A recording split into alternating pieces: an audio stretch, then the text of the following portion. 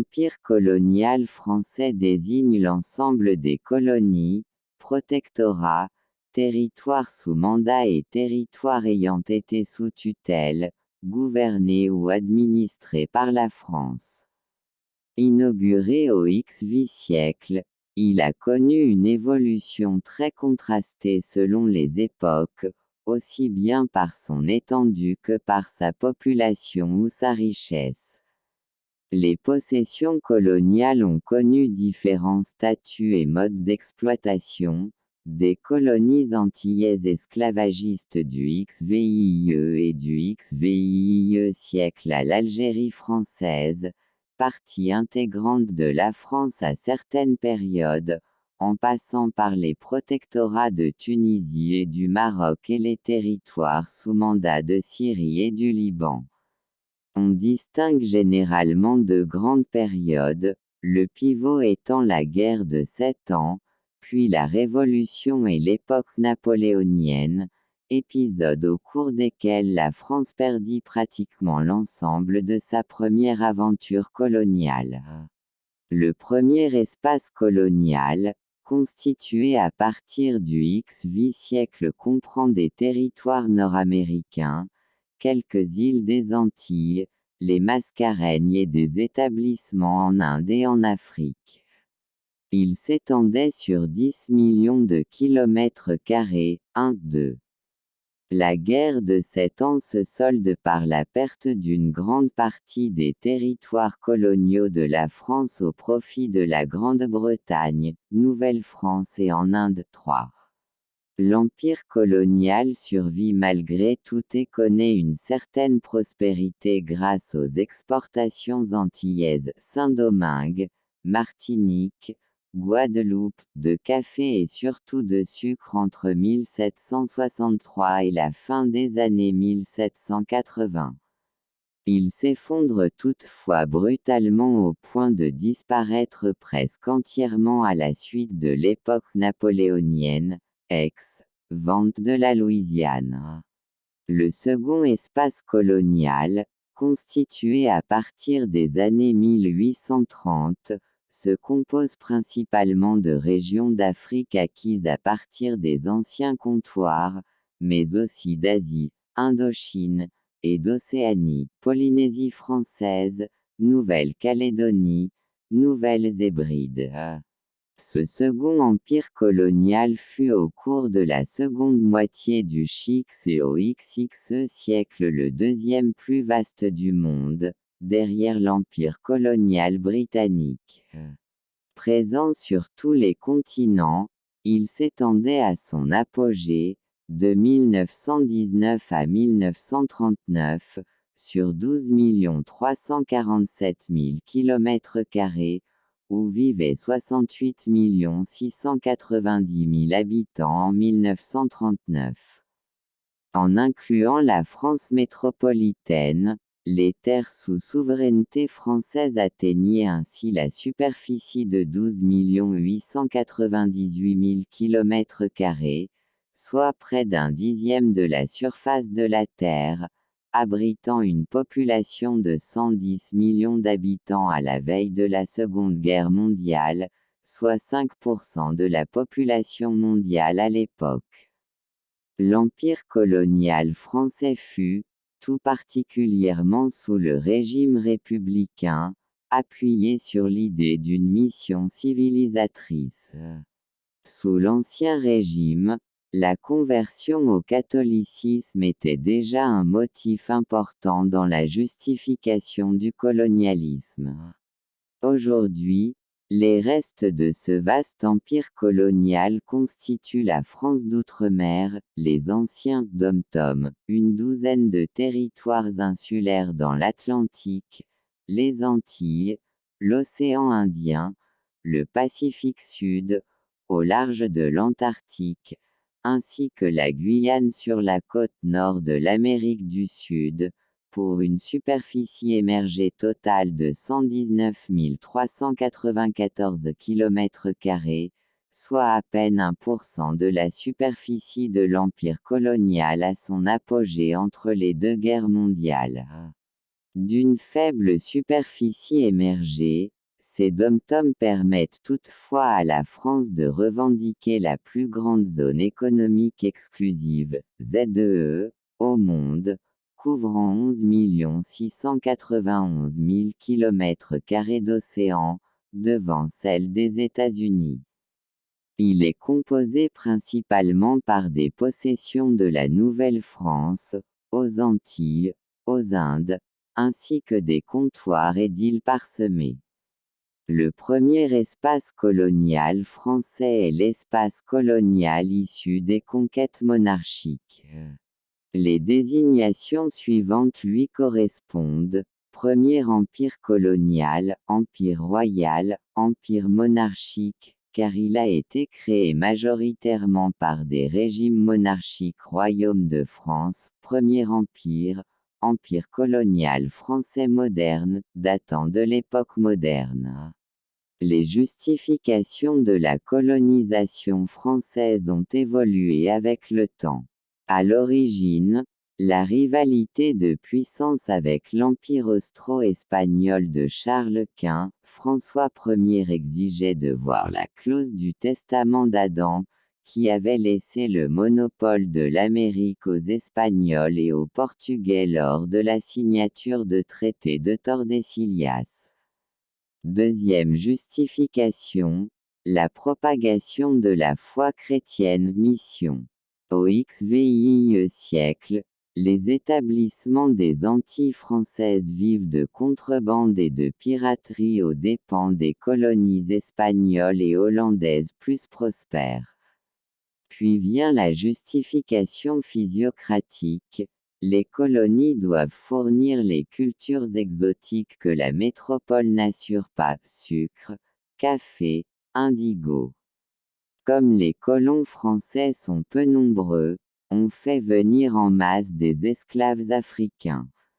À la Révolution, s'opposent les partisans du réalisme économique: pas de colonies sans esclaves, et ceux des principes égalitaires: périssent les colonies plutôt qu'un principe.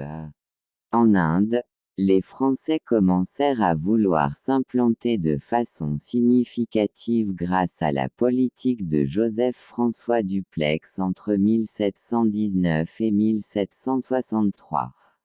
Les efforts de ce dernier furent néanmoins ruinés après la conclusion du traité de Paris en 1763. Les Antilles françaises. En Amérique, la Nouvelle-France s'accroît de façon spectaculaire et comprend presque la moitié de l'Amérique du Nord. Elle forme 4 colonies dont l'Acadie, le Canada, Terre-Neuve, et la Louisiane. Après le traité d'Utrecht en 1713, elle perd l'Acadie partie sud, la baie d'Hudson, et Terre-Neuve-Plaisance. Cependant, elle forme 2 nouvelles colonies, l'île Royale et île Saint-Jean. Tout s'écroule au traité de Paris en 1763, après la guerre de 7 ans, où elle perd le Canada, l'Acadie, île Royale, île Saint-Jean, et la partie est du Mississippi, qui faisait partie de la Louisiane, et la partie ouest qui revient à l'Espagne, pour sa perte de la Floride aux dépens des Anglais. La France reprit la Louisiane occidentale à condition de ne pas la vendre ni à l'Angleterre et ni aux Américains, ce que Napoléon fit 3 ans plus tard, sans l'appui ou l'approbation de l'Assemblée nationale en 1803. L'Amérique du Nord devient alors en majorité anglophone. En 1804, les Français perdent le dernier fleuron de leur premier empire colonial. La colonie de Saint-Domingue proclame son indépendance et devient la République d'Haïti.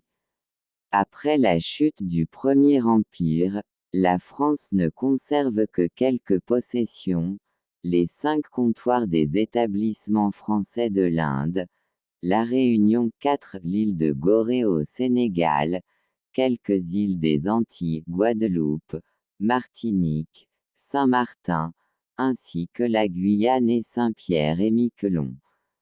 La politique coloniale du Second Empire porte l'empreinte de Napoléon III et de son ministre de la Marine et des colonies Chasseloup-Laubat. Ce dernier entreprend une modernisation de la marine de guerre, cuirassée à hélice, qui doit permettre d'améliorer la capacité d'intervention des troupes coloniales. La superficie du domaine colonial triple sous le Second Empire jusqu'à atteindre 1 million de kilomètres puissance 2 pour 5 millions d'habitants. Chronologiquement, l'annexion définitive de la Nouvelle-Calédonie en 1853 constitue la première action coloniale de l'empereur. En Afrique, il nomme Faidherbe au poste de gouverneur du Sénégal. S'ensuivront la fondation du port de Dakar et la création du corps des tirailleurs sénégalais.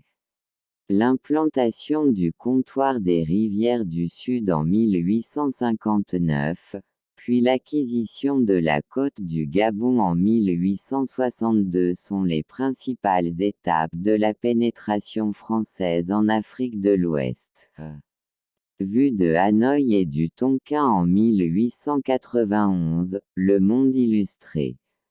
En Afrique de l'Est, Napoléon III signe en 1862 un traité de commerce avec Madagascar où s'installe un consulat de France. La politique impériale vise principalement de ce côté de l'Afrique à contrer l'influence britannique. La même année, la France obtient d'un chef local la cession du petit territoire d'Obok sur la côte nord du golfe de Tadjoura, mais elle n'y procède à aucune occupation effective pendant 20 ans, se contentant de réaffirmer sa souveraineté de loin en faisant hisser les couleurs nationales par l'équipage d'un bâtiment naval de passage. 5. Au Maghreb, il renforce la présence des conseillers militaires français dans l'armée du bey de Tunis.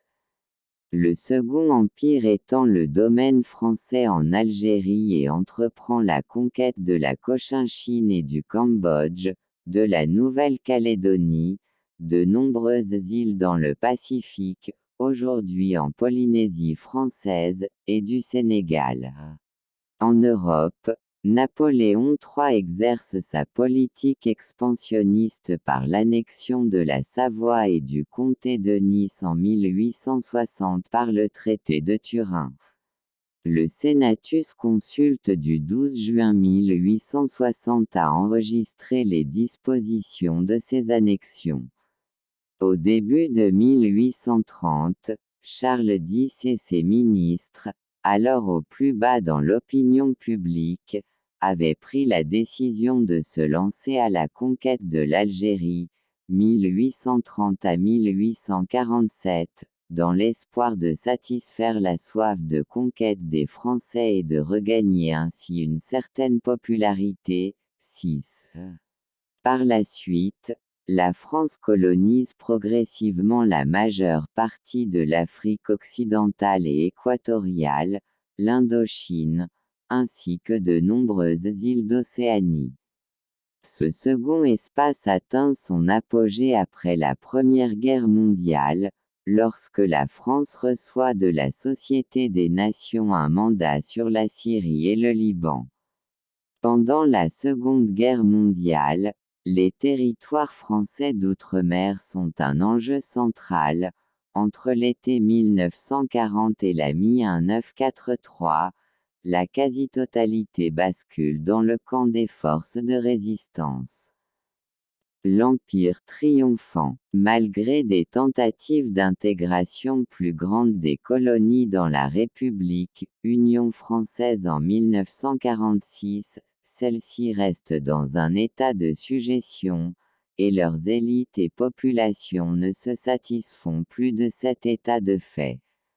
La décolonisation de l'Afrique occidentale et de l'Asie diminue drastiquement l'étendue de l'outre-mer français entre 1954, accord de Genève, et 1962, accord d'Évian.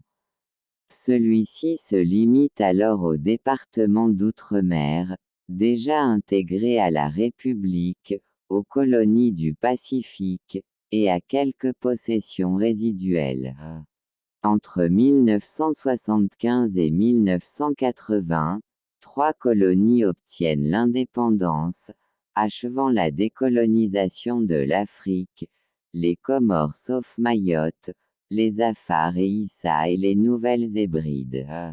Après cette date, la France oscille entre intégration croissante des territoires à la République, les DOM deviennent des régions d'outre-mer, Mayotte accède à ce statut en 2011, et reconnaissance de leur spécificité, avec le statut de collectivité d'outre-mer. La seule ancienne colonie dont le statut pose question depuis le milieu des années 1980 est la Nouvelle-Calédonie, pour laquelle un référendum organisé en 2018 s'est soldé par un rejet de l'indépendance. 7. Évolution de la population entre les deux guerres mondiales est modifiée. Population de l'Empire colonial français entre 1919 et 1936.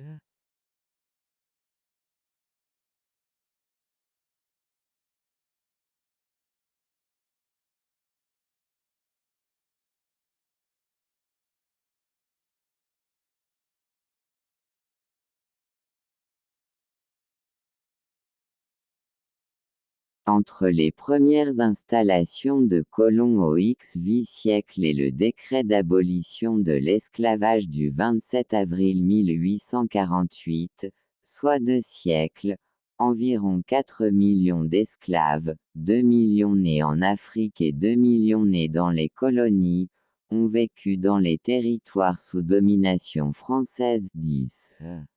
Pendant cette période, le développement des plantations entraîne l'essor de ports négriers tels que Nantes et Bordeaux.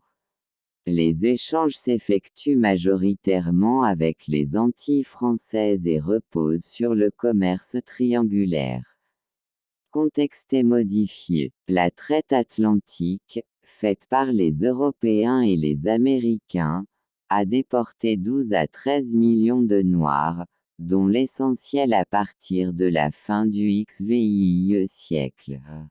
En 1997, l'historien Hugh Thomas donnait un total de 13 millions d'esclaves, ayant quitté l'Afrique, lors de la traite atlantique, dont 11 328 000 arrivés à destination au moyen de 54 200 traversées. 11. Tous les grands ports européens ont pratiqué la traite négrière mais avec une importance différente. Les ports anglais sont en première ligne, ainsi Liverpool organise 4 894 expéditions et Londres 2704. Population des colonies françaises esclavagistes modifiée.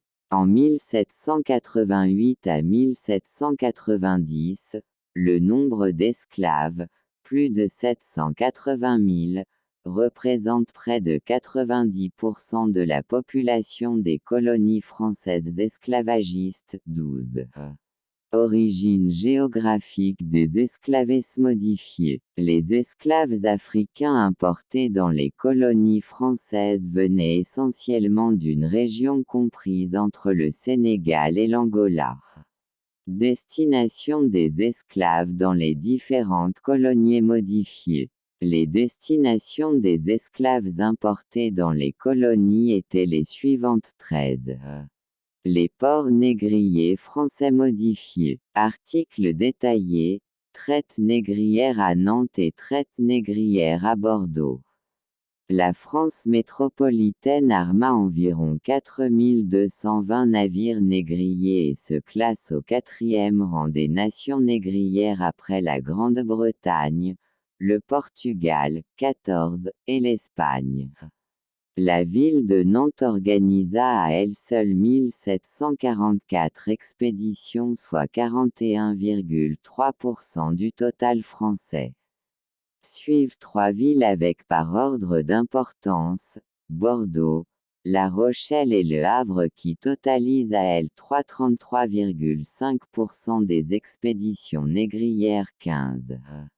La hiérarchie de la société coloniale modifiée. Les colonies pratiquant l'esclavage ont mis en commun la mise en place progressive d'une société tripartite composée de blancs, de libres de couleur descendants d'Africains, métis ou non, et d'esclaves.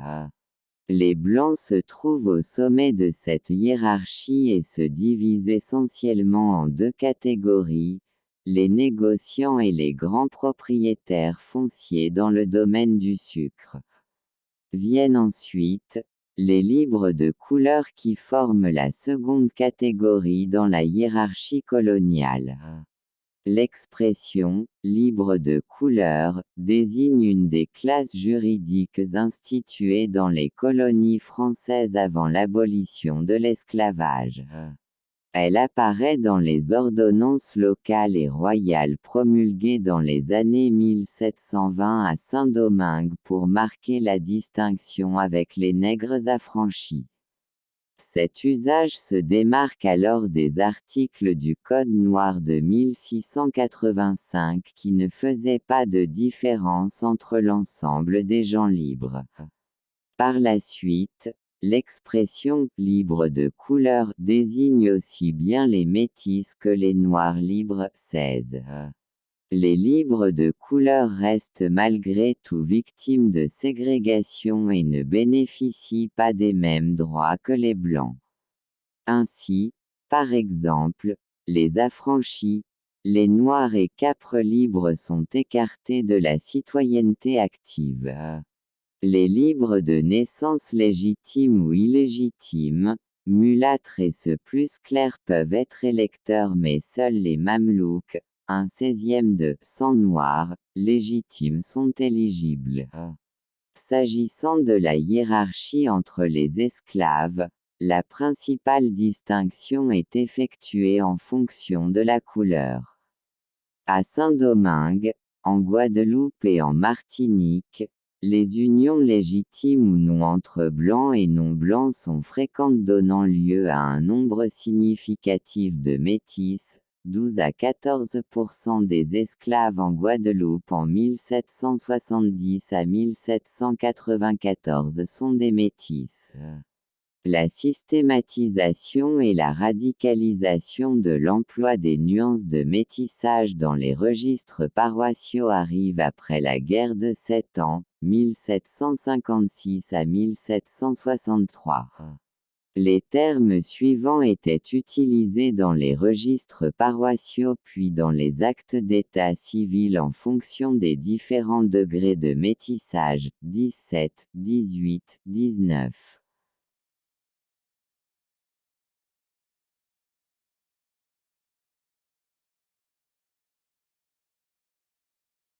Abolition de l'esclavage dans les colonies modifiées. L'esclavage est aboli une première fois en 1794, plus de 700 000 personnes sont alors esclaves mais cela fut sans effet réel dans les colonies, sauf à la Guadeloupe, où la décision de 1794 commença à être appliquée.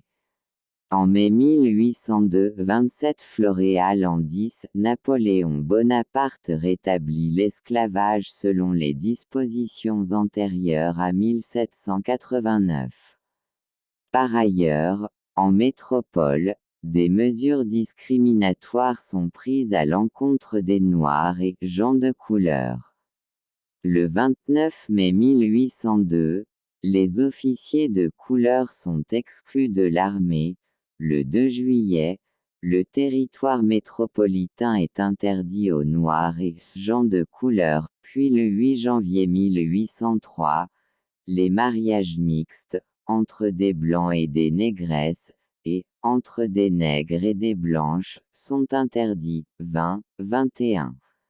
Ce n'est qu'en 1848 que la France abolit définitivement l'esclavage dans ses colonies.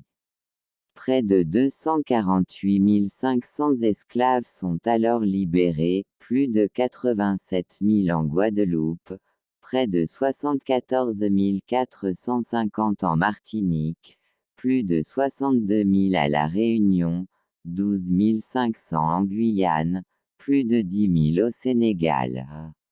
Mission civilisatrice. L'expression « mission civilisatrice » a été utilisée en France, au cours des XIXe et XXe siècles, pour justifier l'impérialisme français.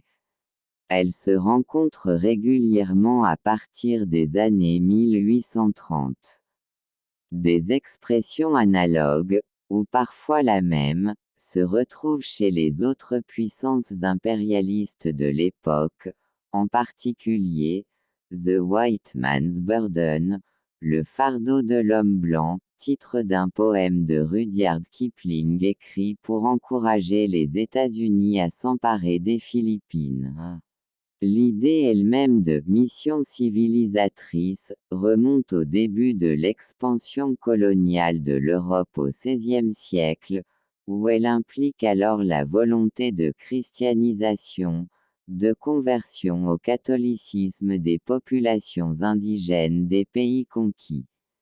Si la religion tient à l'époque la première place dans l'idée de « civiliser », la volonté de « francisation » apparaît également, ne serait-ce que dans la dénomination des territoires conquis en Amérique du Nord, qui reçoivent l'appellation de « Nouvelle-France ».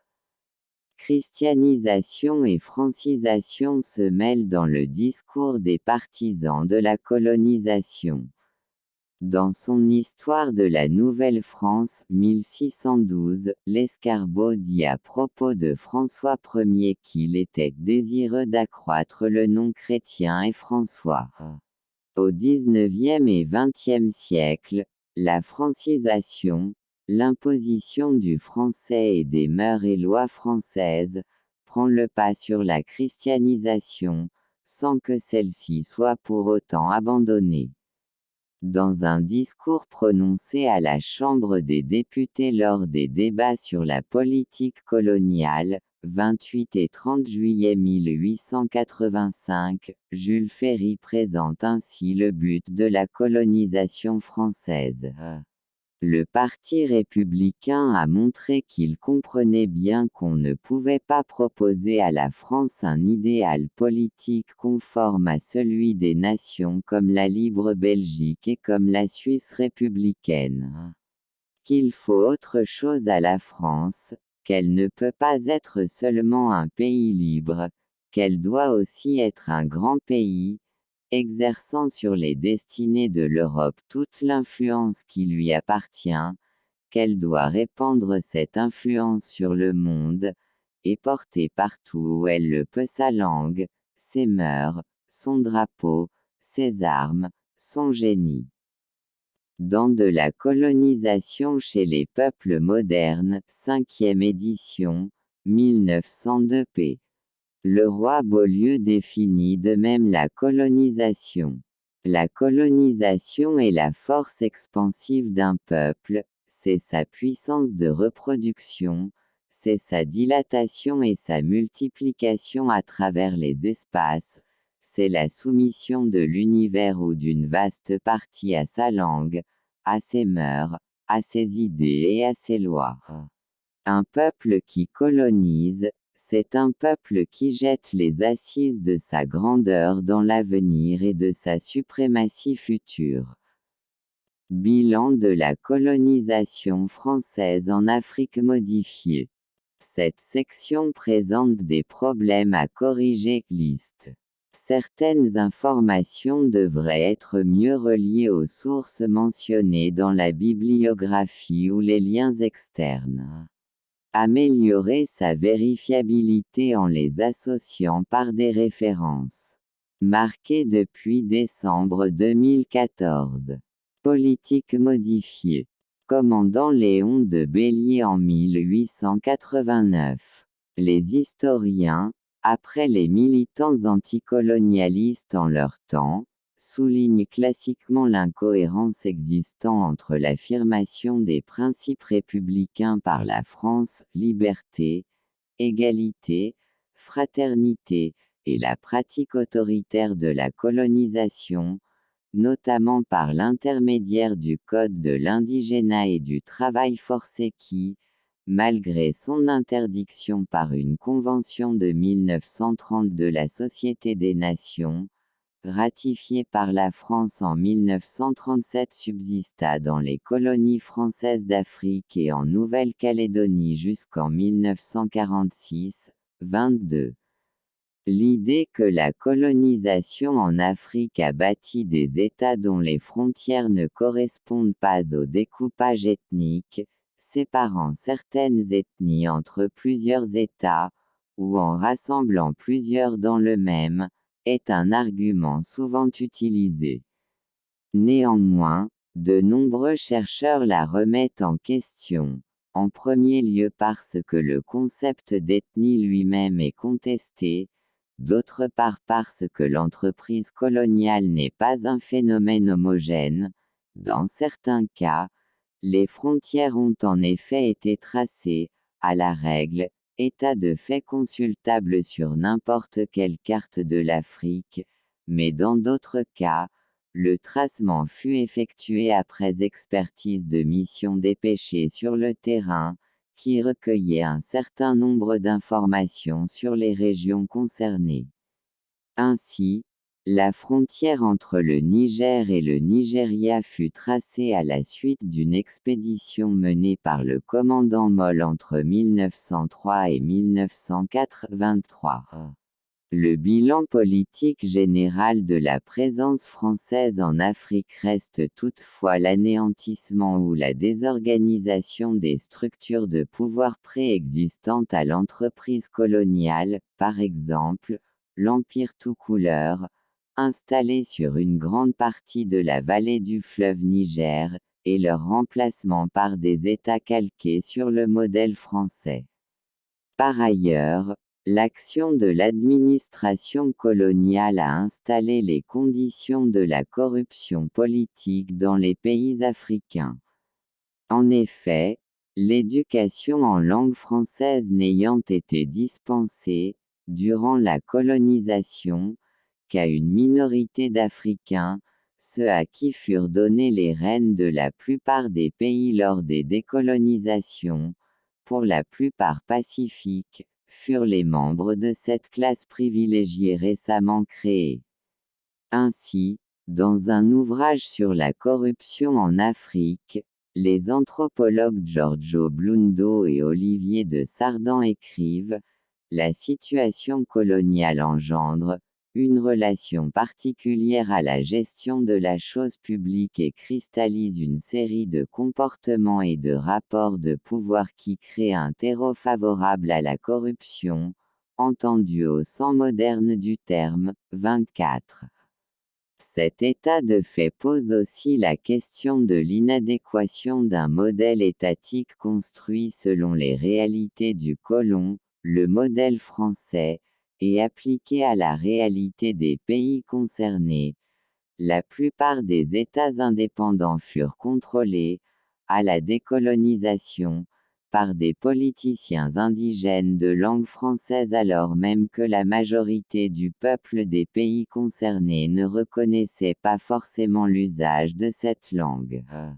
Ces élites nouvelles eurent par ailleurs tendance, du fait de leur avantage linguistique, à développer des réseaux diplomatiques privilégiés avec la France. Cela pose aujourd'hui la question du néocolonialisme.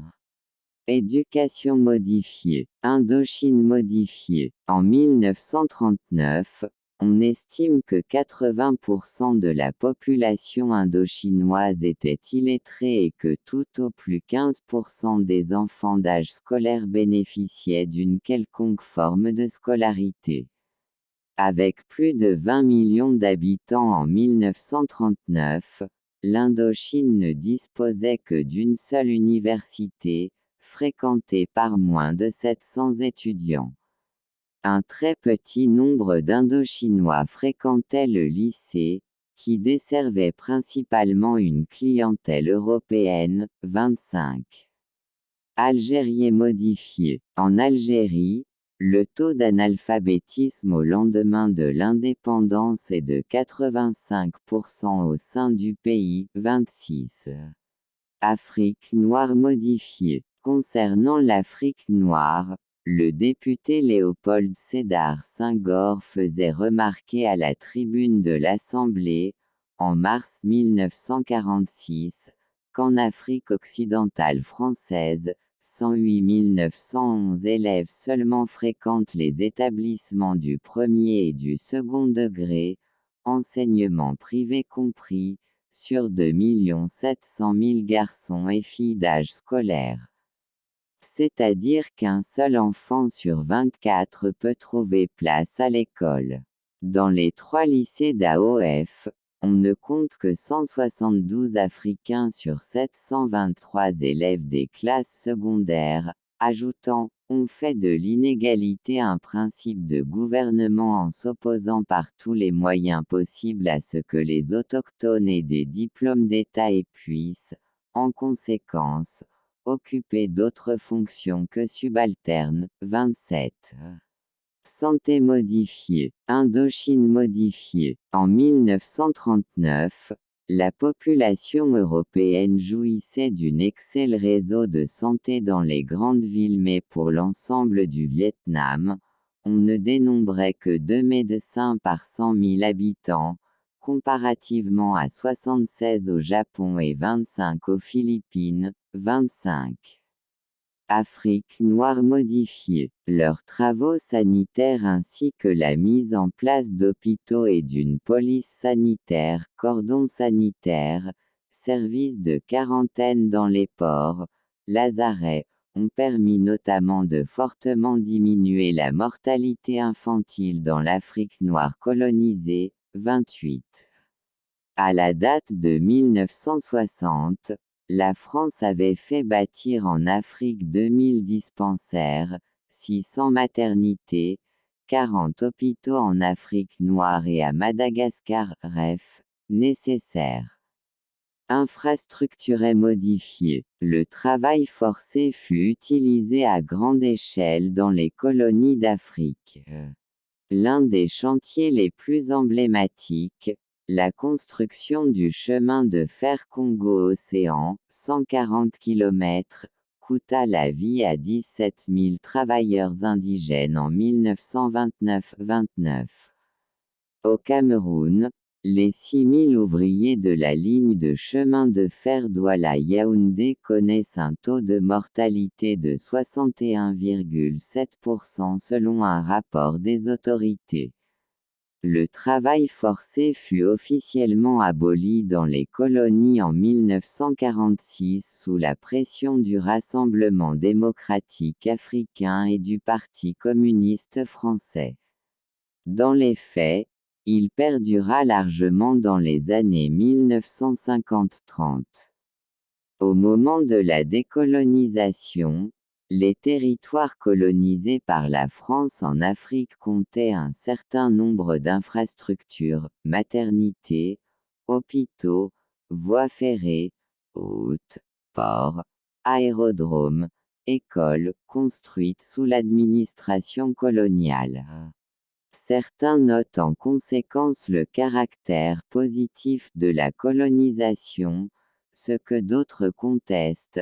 En témoigne la polémique qui concerna, en 2005, le contenu de l'article 4 de la loi portant reconnaissance de la nation et contribution nationale en faveur des Français rapatriés.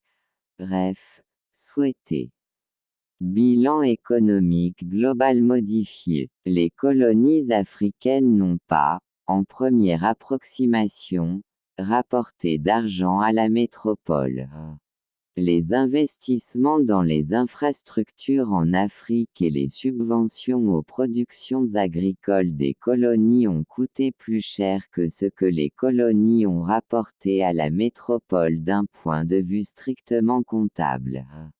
L'historien économique Jacques Marseille chiffre à 70 milliards de francs hors cours en 1913, le déficit global de la colonisation en Afrique, soit l'équivalent de 3 fois le montant de l'aide Marshall pour la France 31.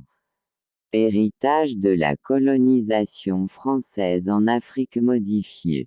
Apport à la présence de la langue française dans le monde modifié. Article détaillé, francisation, Organisation internationale de la francophonie. Ancienne colonie française d'Afrique subsaharienne modifiée. Les Africains participent à la vie politique française. Notes et références modifiées. Flèche vers le haut ministère de l'Éducation nationale, le premier empire colonial français, XVIIIe siècle, 2010 p. 1. Flèche vers le haut en DGESCO, IGEN, les Européens et le monde, XVIIe siècle, ABCCLIO, 2010, lire en ligne p. 1. Flèche vers le haut cependant, en Amérique du Nord, la France transfère à l'Espagne la partie occidentale de la Louisiane qu'elle reprendra en 1800. En Inde, la France conserve quelques comptoirs dont Pondichéry. Flèche vers le haut encore appelé île Bourbon à l'époque. Flèche vers le haut Henri Brunswick, une colonie inutile. Obock, 1862 à 1888, Cahier d'études africaines, 1968, volume 8, numéro 29, p. 34. Flèche vers le haut Philippe Mansell, Paris Between Empire. Monarchie and Revolution 1814 à 1852, St. Martin's Press, New York, 2001, p. 231 à 232. Flèche vers le haut référendum. Retrouvez ici les résultats définitifs de la consultation du 4 novembre 2018. Flèche vers le haut, en INSEE. Tableau en évolution générale de la situation démographique, consulté le 3 novembre 2010, flèche vers le haut, en Statistique générale de la France, Code officiel géographique. La Troisième République, 1919 à 1940, consulté le 3 novembre 2010, flèche vers le haut Frédéric Regent, La France et ses esclaves, pluriel, 2012, p. 9 flèches vers le haut confère. Hugh Thomas, La traite des Noirs, 1440 à 1870, édition. R. Lafond pour la traduction française, Paris 2006, p. 870 à 871, statistiques approximatives. Voir aussi la note consacrée à ces statistiques, p. 933 à 935, où l'auteur retrace la succession d'estimations depuis les années 1950. Flèche vers le haut Frédéric Régent, blanc, demi-blanc, libre de couleur et esclave dans les colonies françaises avant 1848, séminaire, la traite négrière, l'esclavage et leurs abolitions, Mémoire et Histoire, 10 mai 2006 au Carré des Sciences à Paris. Flèche vers le haut Frédéric Regent, La France et ses esclaves, pluriel, 2012, p. 51 flèche vers le haut Jean Méta et Serge Daget, Répertoire des expéditions négrières françaises au XVIIe siècle, L'Harmattan, 1984, 972 p.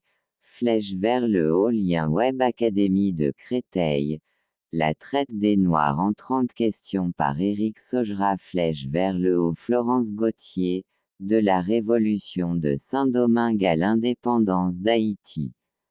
Comment sortir de l'esclavage? 1789 à 1804, version en ligne, flèche vers le haut Frédéric Regent, Esclavage, métissage et liberté, Grasset, 2004, p. 14 flèche vers le haut Gérard Étienne, François Soler, La femme noire dans le discours littéraire haïtien, Éléments d'anthroposémiologie, Balzac Le Griot, 1998, p. 27 flèche vers le haut Regent Frédéric, Structure familiale et stratégie matrimoniale des libres de couleur en Guadeloupe au VI siècle, Annales de démographie historique de 2011e, numéro 122 p. 69 à 98 flèche vers le haut Alain Jacques Tornard, La Révolution française, EDI 8, 2012, p. 247 flèche vers le haut Jean-Simon Loiseau, Dictionnaire des arrêts modernes, Clam, 1809, volume 2, p. 449 flèche vers le haut selon les gouverneurs assistants à la conférence de Brazzaville, janvier-février 1944, 45 000 travailleurs au Sénégal, 55 000 en Côte d'Ivoire, 80 000 en Guinée, 70 000 au Cameroun, 24 400 à Madagascar étaient réquisitionnés durant la guerre pour les besoins de l'État et des planteurs. Aucun chiffre ne fut donné pour l'Afrique équatoriale française. Les gouverneurs, sauf un, demandèrent le maintien du travail forcé des Africains et Malgaches pendant encore au moins 5 ans, et c'est avec une certaine difficulté qu'il fut finalement aboli le 11 avril 1946. Ch. R. Ageron, La conférence de Brazzaville, une présence française outre-mer, XV 21e siècle, sous la direction de P. Bonichon, P. Génie et J. Nemo, ASOM, Cartala, Paris, 2012, tome 1, p. 840. Flèche vers le haut Philippe Bonichon et Pierre Génie, présence française outre-mer 16e, 21e siècle, Cartala, 2012, 1188 p. 616 flèche vers le haut Giorgio Blundo et Olivier de Sardan, État et corruption en Afrique, Cartala, 2007, 376 p. Page 49 flèche vers le haut Taébé, en Effect of French Colonial Rule sur Encyclopædia Britannica, consulté le 15 décembre 2017, flèche vers le haut, environ 6 millions d'Algériens analphabètes, soit un taux de 22%, étude Lobs, 13 septembre 2012, lire en ligne. Consultez le 10 avril 2018, flèche vers le haut cité dans Olivier Lecourt Grand Maison, de l'indigénat. Anatomie d'un monstre juridique, le droit colonial en Algérie et dans l'Empire français, Paris, Zone, 2010, lire en ligne. Flèche vers le haut Michel Devèze, La France d'outre-mer de l'Empire colonial à l'Union française, 1938 à 1947, Hachette, 1948, p. 64 flèche vers le haut, le travail forcé colonial dans l'Empire français doit être reconnu comme un crime contre l'humanité. Le Monde, 10 avril 2019, lire en ligne, flèche vers le haut Thomas Deltombe, Manuel Domerguet Jacob Tatsitsa, Cameroun. Une guerre cachée aux origines de la France-Afrique 1948 à 1971, la découverte, 2019, page 67 flèche vers le haut thèse de doctorat du professeur Jacques Marseille, directeur de l'Institut d'histoire économique à la Sorbonne, Empire colonial et capitalisme français, Histoire d'un divorce, 1984 flèche vers le haut Philippe de Witt, l'immigration, l'émergence en métropole d'une élite africaine, Pascal Blanchard et Sandrine Lemaire, Culture impériale 1931 à 1961, Paris, édition Autrement, 2004, p. 202 à 203. Flèche vers le haut Philippe de Witt, l'immigration, l'émergence en métropole d'une élite africaine, Pascal Blanchard et Sandrine Lemaire, Culture impériale 1931 à 1961, Paris, édition Autrement, 2004, p.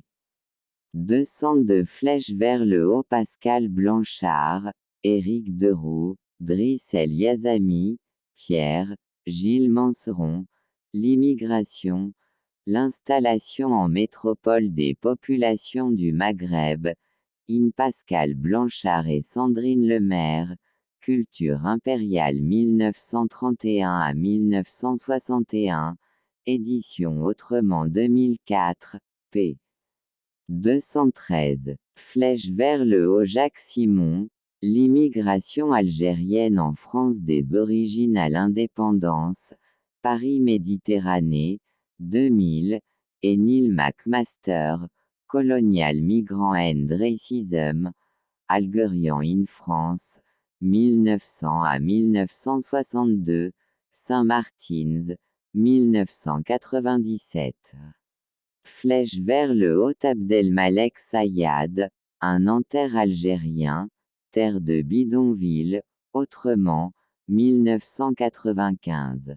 Bref. Non conforme. Flèche vers le haut Pascal Blanchard, Éric Deroux, Driss El Yazami, Pierre, Gilles Manseron, l'immigration, l'installation en métropole des populations du Maghreb, in Pascal Blanchard et Sandrine Lemaire, Culture impériale 1931 à 1961, édition Autrement 2004, p. 216. Bibliographie modifiée. Michael Augeron et Robert Duplessis, DIR. Fleuve, rivière et colonies. La France et ses empires, 17e-20e siècle, Paris, Les Indes savantes, 2010. Dimitri Casali, L'Empire colonial français. Quand la France rayonnait dans le monde 1608 à 1931, Grund, 2015 Jules Duval, Les colonies et la politique coloniale de la France, Artus Bertrand, 1864. Consultable en ligne, lien web consulté le 25 février 2012, Gabriel Anoto, Alfred Martineau, Histoire des colonies françaises et de l'expansion française dans le monde, Paris, Plomb, 6 vols.